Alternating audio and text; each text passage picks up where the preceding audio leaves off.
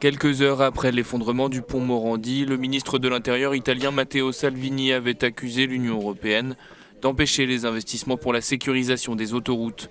Jean-Claude Juncker, président de la Commission européenne, lui a répondu, arguant que l'Italie était l'un des premiers bénéficiaires selon le pacte de stabilité et de croissance en vigueur. Un clash sur fond de catastrophe humaine que la chercheuse Veronica Vecchi a tenté de trancher.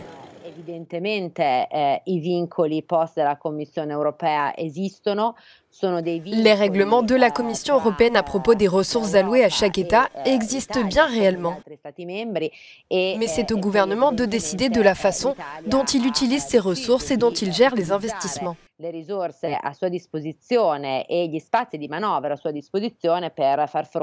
accords de concession sont très complexes et il doit y avoir un contrôle du gouvernement sur l'action des entreprises privées à travers un processus de surveillance.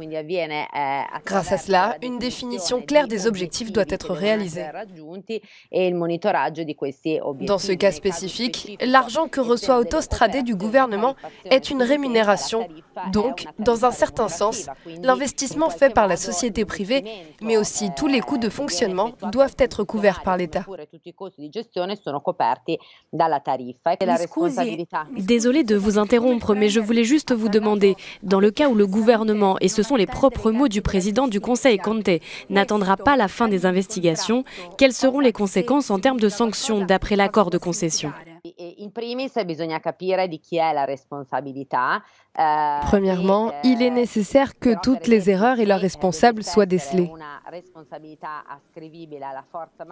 L'accord est parfaitement clair et les sanctions en dépendront forcément.